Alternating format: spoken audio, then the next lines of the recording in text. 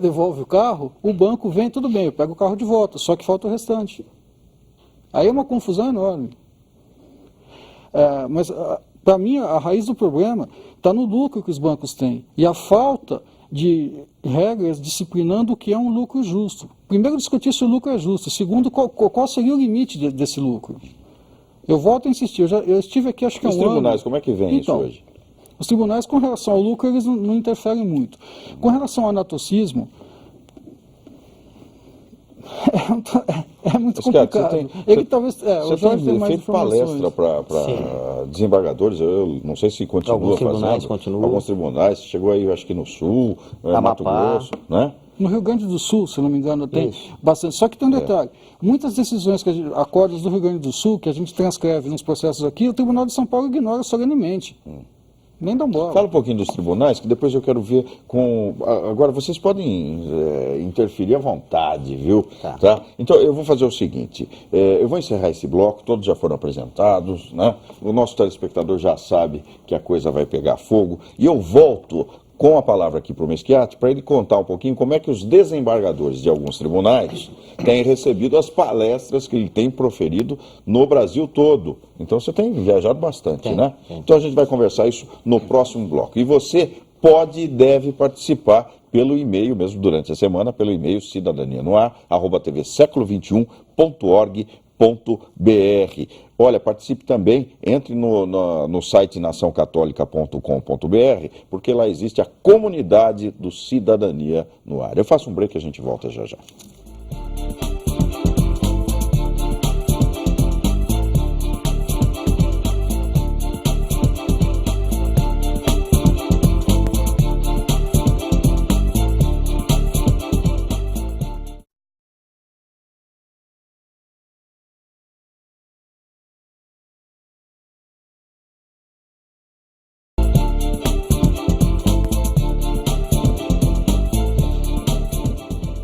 De volta para você com Cidadania no Ar, programa que é uma parceria da Ordem dos Advogados do Brasil, terceira subseção Campinas e a TV Século XXI.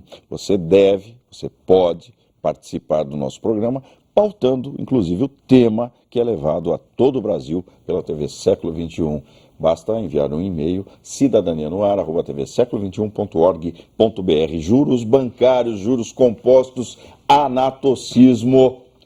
Doutor Jorge Meschiati, José Jorge Meschiati Nogueira, me conta um pouquinho dessas suas palestras que são levadas aos tribunais. Por quê? Quando a gente fala em juros compostos e essa cobrança que eu acho que é indevida, como comungo com o seu ponto de vista, nós temos ainda os tribunais decidindo se são a favor ou contra os bancos, as instituições financeiras. Fala um pouquinho dessa sua experiência pelo Brasil. Tá. Bom, obviamente, quando iniciamos em 2002 com o primeiro livro, nós tínhamos aí uma posição de explicar toda essa novidade, que não era novidade, porque o sistema tinha nascido em 1771. E os nossos livros apagaram, os livros do material apagaram essa questão. Ela parece apagada. Como se você aprendesse matemática e por inércia devesse aceitar aquelas fórmulas de juros compostos que eram lhe colocadas. Com essa pesquisa, porque você não consegue fazer uma pesquisa que não seja, que seja só matemática, sem você voltar para a história e ver quais as origens daquilo e por que as pessoas, ou quem inventou, quem colocou, quem bolou aquela fórmula, queria.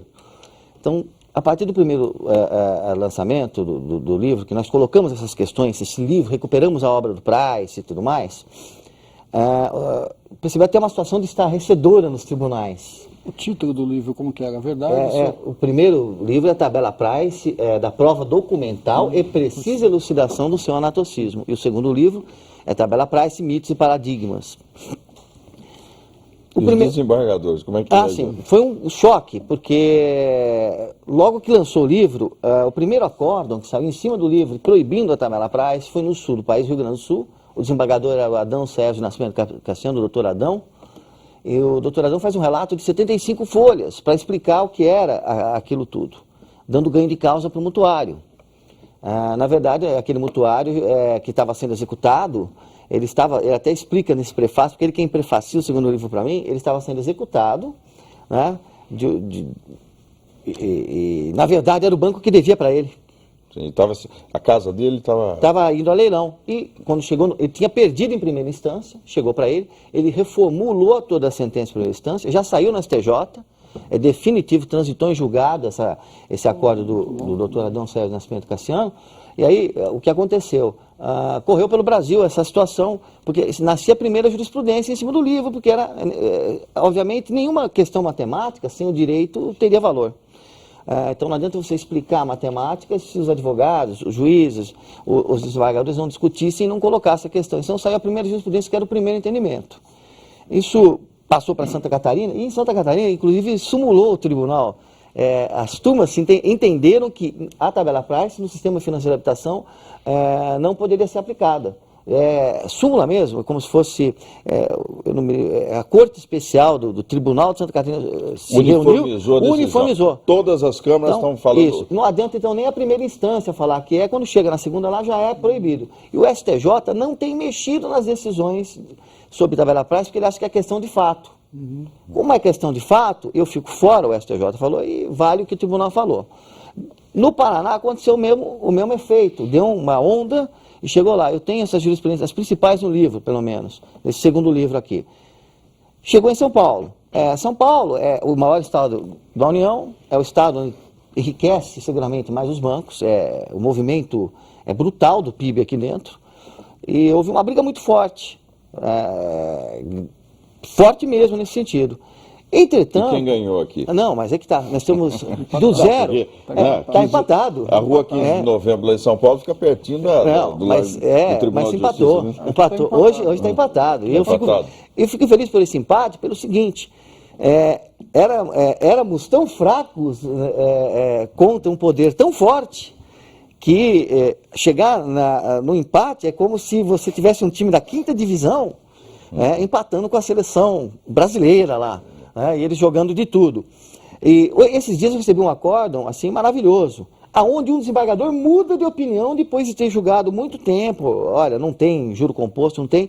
Onde ele faz assim uma análise. Não pode aplicar. Não, ele falava que não tinha. Alguns falam até hoje que não tem, mas não tem. Não existe.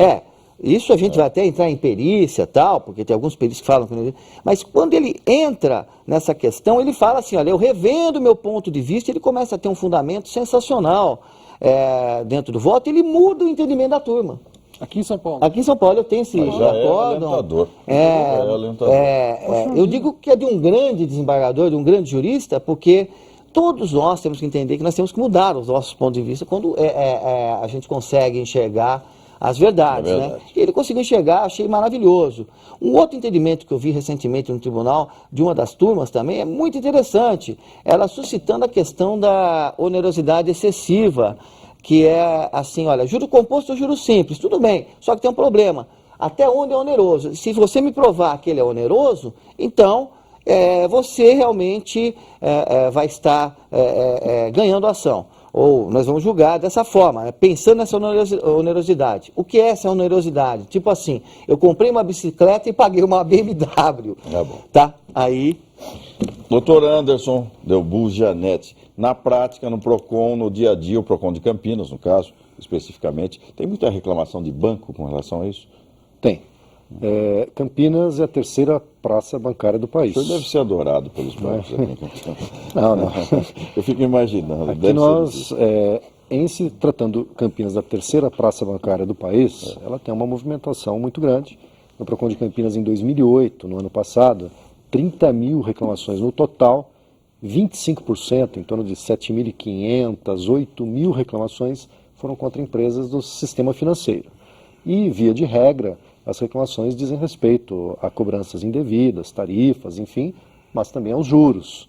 E o consumidor, quando vai ao PROCON, existem alguns serviços que nós realizamos. Cálculo, por exemplo, você tem o direito de quitar antecipadamente o débito com desconto dos juros. A população sabe que está devendo tanto. E nós temos um atendimento no sentido de calcular o valor correto. Então, ela acaba sendo informada no PROCON, então. Só que quando o consumidor vai e fala, olha, eu quero questionar os juros extorsivos, abusivos, exorbitantes, estratosféricos, nós temos como órgão do Poder Executivo, nós executamos as normas.